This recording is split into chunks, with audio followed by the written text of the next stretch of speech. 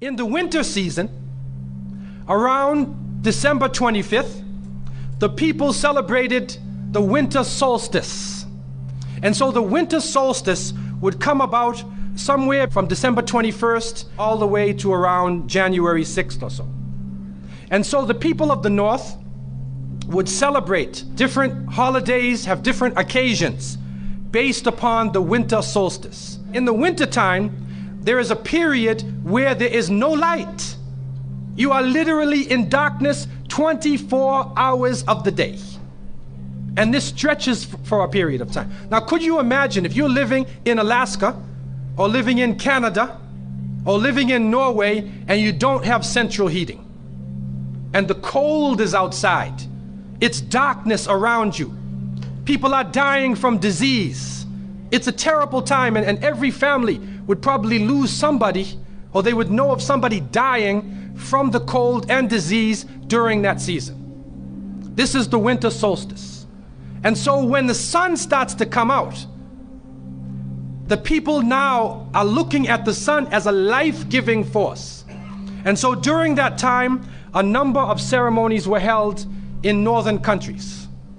In the far north was the Feast of the 12 Nights, which stretched from December 25th to January 6th. Also in ancient Greece, there was the Bacchanalia, which was held for their god Bacchus, the god of wine and sport and play.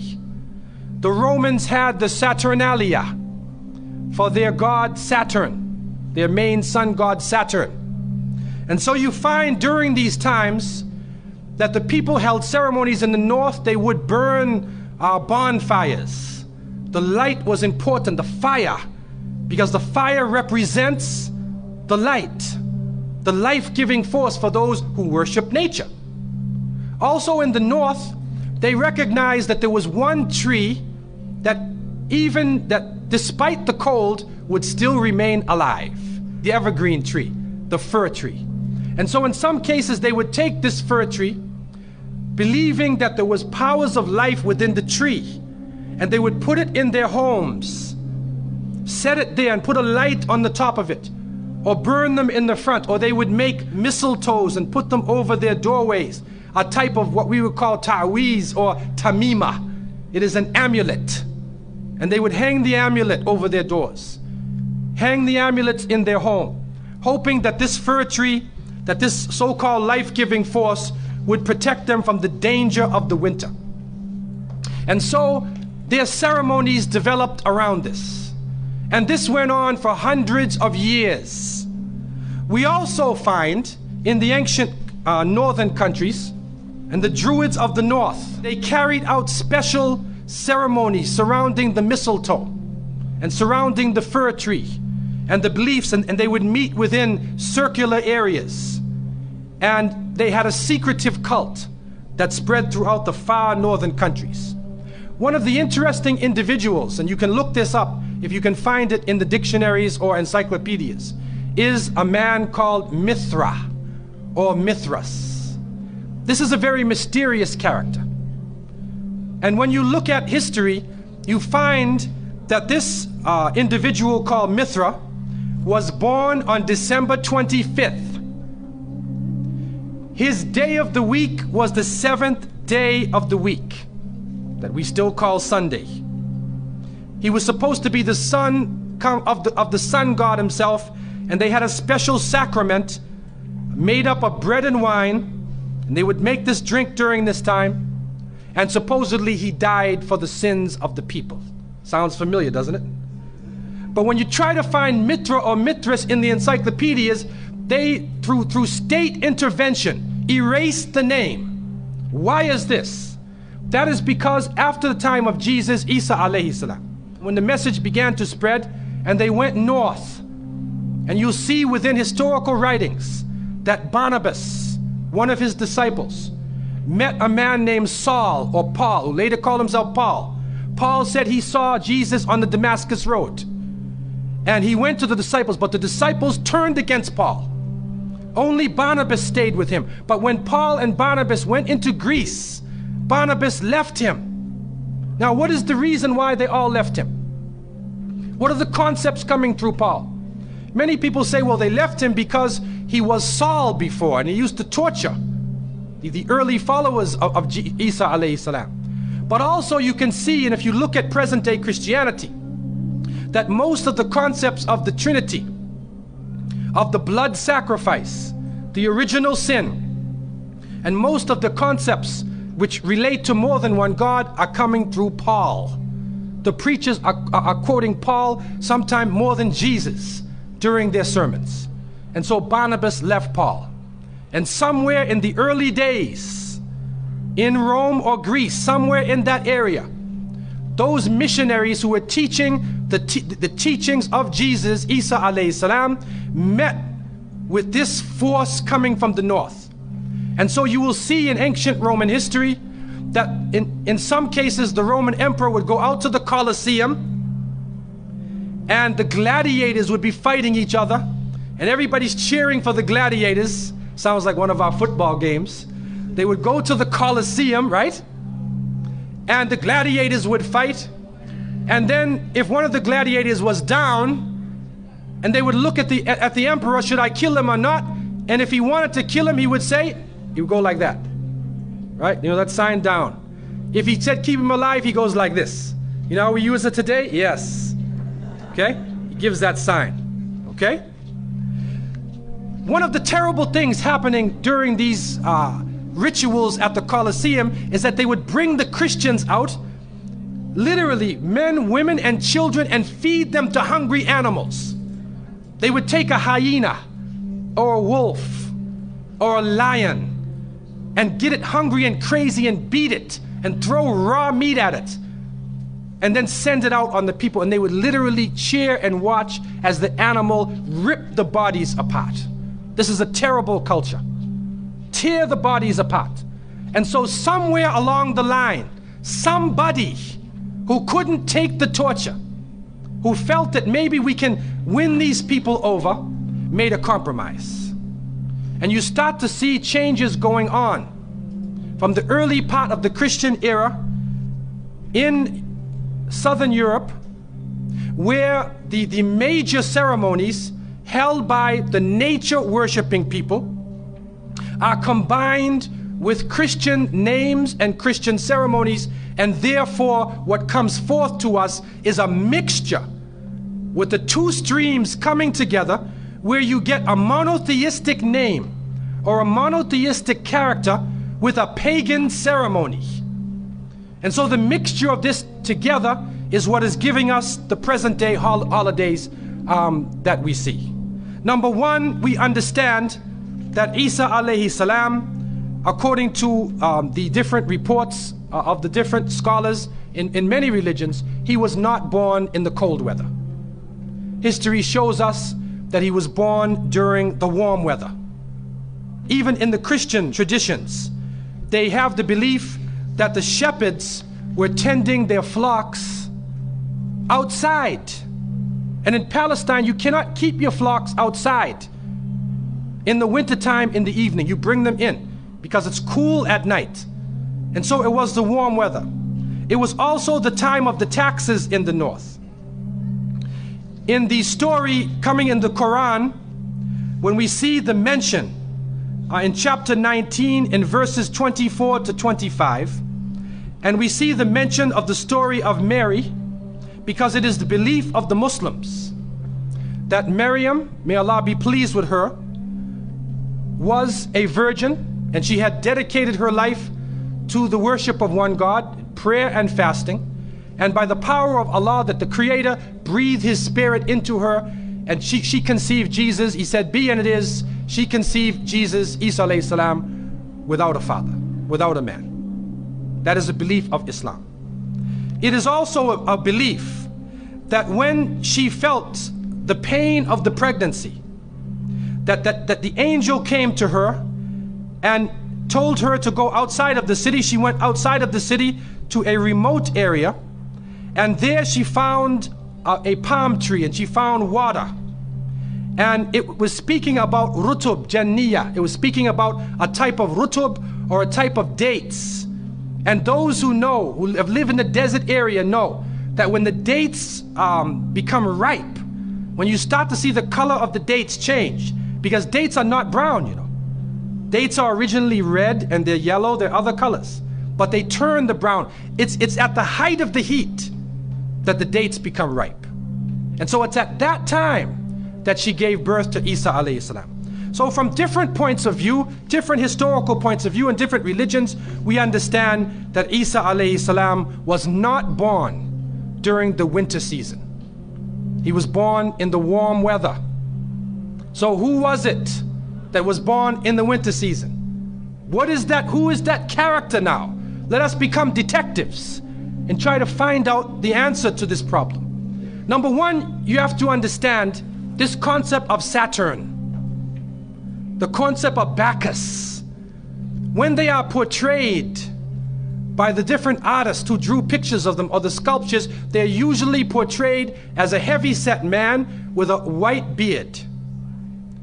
And when in the Sistine Chapel, Michelangelo drew his picture, you could see the long flowing beard, and there are actually pictures of this man on a sled being drawn by snakes with wings.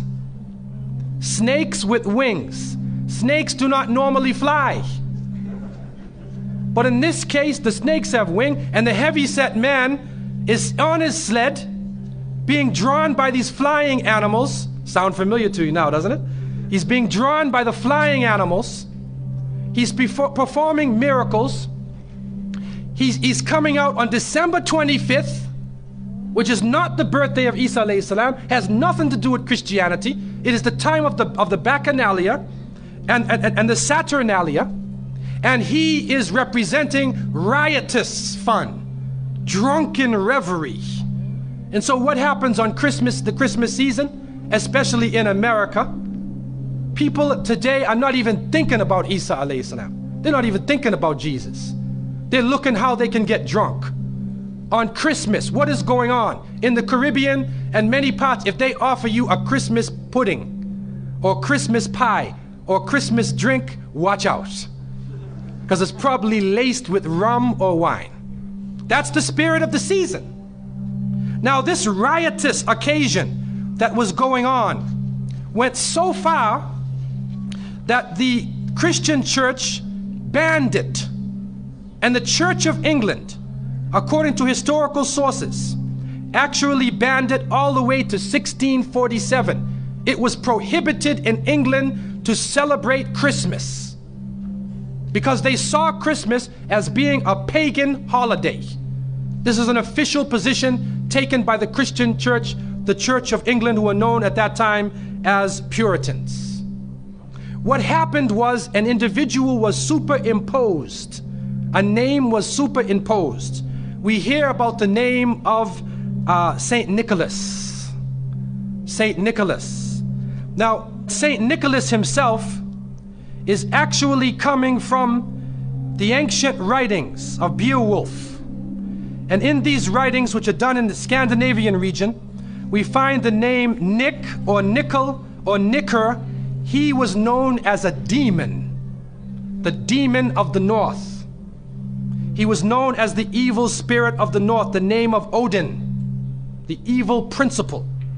And so in Germany and in many of the northern countries, the people actually looked upon this so-called Saint Nick as being an evil force, and they would tell their children in the wintertime, don't go outside, because if you do, Nicholas will come along, Nickel will come along, he'll capture you, put you in his bag, and take you away.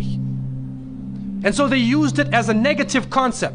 In Isaiah, in what is left of the Bible, in chapter 4, in 14:13, the devil is known as the prince of darkness, and it is an understanding that his throne, the seat of his power, is in the north. Somewhere in the north is the seat of power of this evil.